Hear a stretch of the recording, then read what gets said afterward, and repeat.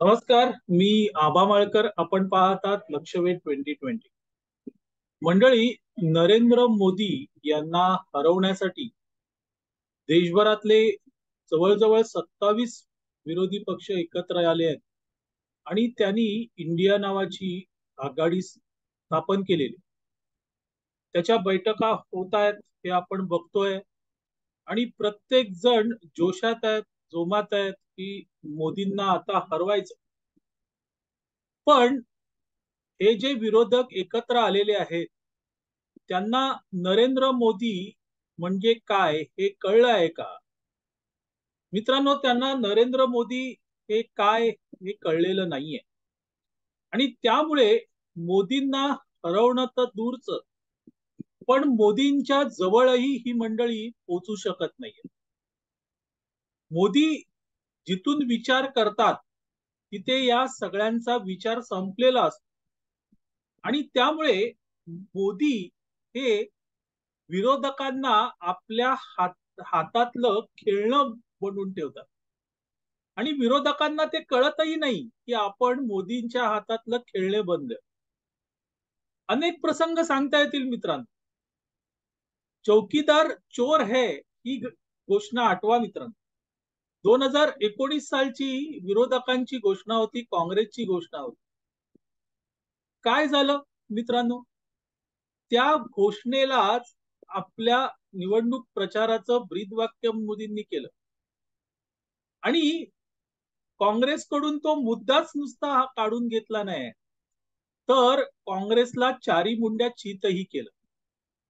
आता हेच विरोधक एकत्र आले आणि त्यांनी इंडिया नावाची आघाडी स्थापन केली. हेतू काय? तर या आघाडीवर टीका झाली तर ती इंडियावर म्हणजे देशावर टीका होईल आणि आपल्याला संधी मिळेल, असं या विरोधकांचं मत होतं.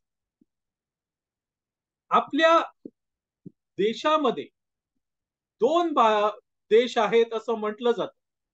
अगदी महात्मा गांधींनी ते सांगितलं की आपल्या देशात दोन देश आहेत. एक इंडिया, जो श्रीमंतांचा, सुखवस्तू लोकांचा देश आहे, आणि दुसरा भारत, जो खेड्यात राहतो, गोरगरीब कष्टकऱ्यांचा देश, तो भारत. आता मित्रांनो, इंडिया नावाची ही जी आघाडी स्थापन केली, इंडिया या शब्दाला भाजप असेल किंवा भाजप जिथून त्याचा जन्म झाला, ती गंगोत्री अर्थात राष्ट्रीय स्वयंसेवक संघ, संघाने तर सुरुवातीपासून इंडिया या शब्दाला आक्षेप घेतलेला आहे. आणि इंडिया नाहीच, भारत हेच त्यांनी मांडलेलं आहे, पुढे नेलेलं आहे. आता लक्षात घ्या मित्रांनो, यांनी इंडिया स्थापन केल्याबरोबर हा जो संघाचा मूळ उद्देश होता की या देशातून इंडिया पुसून टाकायचं, नाही ठेवायचं. जगभर इतके देश आहेत, कुठल्याही देशाला दोन नावं नाही आहेत मित्रांनो. पण ब्रिटिशांनी या देशाला दोन नावं दिली आणि नेहरूंसारख्या सोकळ समाजवाद्यांनी किंवा पुढारलेल्या नेत्यांनी ते कायम ठेवलं. इंडिया ज्यांना ज्यांना जवळचा वाटत होता, त्या सगळ्यांनी इंडियालाच प्राधान्य दिलं. पण मूळ इंडिया म्हणजे भारत हा कष्टकऱ्यांचा, गोरगरिबांचा, गावात असलेला, तो कधीच पुढे आणला नाही. ही संधी मित्रांनो विरोधकांनी मोदींना दिली. आणि अशी संधी मोदी सोडतात का? मोदींनी लगेच मित्रांनो, तुम्ही इंडिया तर माझा भारत हे सांगून टाकलं. आणि इतकंच नाही, तर G20 परिषद जी होते, त्या परिषदेच्या संदर्भाने राष्ट्रपतींचं एक पत्र कुठेतरी आता व्हायरल झालेलं आहे. त्या पत्रकामध्ये, आता ते खरं की खोटं मला माहित नाहीये, पण त्या पत्रकात प्रेसिडेंट ऑफ भारत असं स्पष्ट केलेलं आहे. मंडळी, इंडिया इंडिया इंडिया म्हणून सगळेजण नाचत होते. आता मोदी हरणार, मोदी कशावर टीका करणार, तर मोदींच्या हातात आयतच कोलीत मिळालं. इंडियाला भारत करण्याचं जे संघाचं किंवा भाजपचं अनेक वर्षांचं स्वप्न होतं, ते स्वप्न आयतच इंडिया नावाच्या विरोधकांनी मोदींच्या हातात देऊन टाकलं. आणि अशी संधी मोदी सोडत नाही. मोदींनी ती लगेच संधी घेतली आणि भारताचा माफ करा, इंडियाचा भारत करण्याचं त्यांनी निश्चित केलं. मंडळी, आता हे जे संसदेचं विशेष अधिवेशन बोलवण्यात आलेलं आहे, या अधिवेशनात कदाचित हा ठराव संमतही होईल आणि इंडिया नावाचा जो द्विदेश या देशावर लादला गेला, दोन देश या देशावर लादले गेले, ते पुसून टाकण्याचं काम मोदी करतील आणि फक्त हा देश भारत राहील. मंडळी, ही संधी विरोधकांनी त्यांना उपलब्ध करून दिली.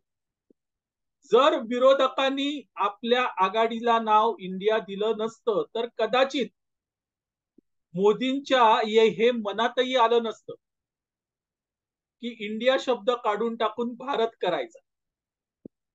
पण खुद्द विरोधकच सांगतायत की घ्या, आम्ही दोन्ही हाताने देतोय, तुम्ही त्या संधीचं सोनं करा म्हटल्यावर मोदी मागे राहतील का? नाही राहणार मित्र. आणि तसंच मोदी मागे राहिलेले नाही. इंडियाचा भारत होणार हे आता निश्चित झालेलं आहे.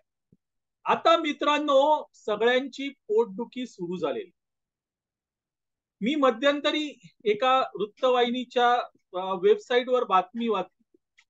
बातमी होती की राष्ट्रीय स्वयंसेवक संघाचे सरसंघचालक मोहनजी भागवत कुठल्या तरी कार्यक्रमात गेलेले. जैन समाजाचा काहीतरी कार्यक्रम होता आणि त्या कार्यक्रमात इंडिया नको, भारतच हवा, असं त्यांचं विधान होतं. आता ते खरं खोटं, कारण त्या बातमीत होतं, पण त्यावरून त्या वृत्तवाहिनीच्या पत्रकाराने निष्कर्ष काढला की आता सरसंघचालक पण इंडिया म्हणू इच्छित नाहीयेत, ते भारत म्हणू इच्छित आहेत. का तर सरसंघचालकही इंडिया नावाच्या आघाडीला घाबरले आहेत, भ्यालेले आहेत. असे हे मूर्ख पत्रकार, ज्यांना संघाचा इतिहास माहित नाही, संघाची ध्येय धोरणं माहित नाही, त्यांनी थेट सरसंघचालक घाबरले असं म्हणून टाकलं. पण मित्रांनो, संघाच्या प्रत्येक कार्यक्रमात इंडिया हा उच्चार होत नाही, भारतच म्हटलं जातं. हे त्या मूर्ख पत्रकाराला माहित नाही. पण काय, घाबरले. आता मोदी घाबरले म्हणणार. इंडिया नावाच्या आघाडीला मोदी घाबरले आणि म्हणून इंडियाचा भारत केला. म्हणा मित्रांनो, म्हणा, अशी कोलीत मोदींच्या हातात द्या.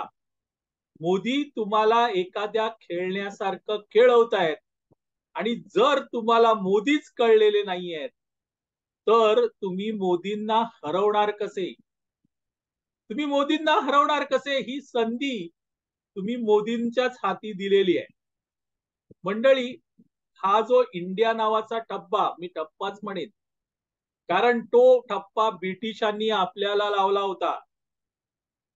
ज्यांनी 150 वर्ष आपल्या देशावर राज्य केलं, आपल्याला गुलामासारखं वागवलं, त्यांनी आपल्या देशाला दिलेलं नाव आहे इंडिया. त्यामुळे हा कलंक होता, तो पुसून टाकण्यात येणार आहे आणि तो पुसण्याचं काम पुन्हा मोदीच करतायत. आणि हे पुसून टाकण्याची सुबुद्धी जर त्यांना कोणी दिली असेल तर इंडिया नावाच्या आघाडीने त्यांना दिलेली आहे. आणि त्यामुळे मित्रांनो, मोदी ती संधी आता घेणार आहेत. आहे की नाही गंमत? हे विरोधक ज्यांना मोदीच कळलेले नाहीयेत, मोदी काय आहेत, मोदी कुठल्या संधीचा फायदा करून घेतात आणि विरोधकांनाच खेळवतात, हे ज्यांना कळलं नाही, ते मोदींना खरंच हरू शकतील का? मंडळी, तुर्तास इथे थांबतो. आपल्याला हा व्हिडिओ आवडला तर लाईक करा, शेअर करा आणि लक्षवेध 2020 ला सबस्क्राईब करा. धन्यवाद.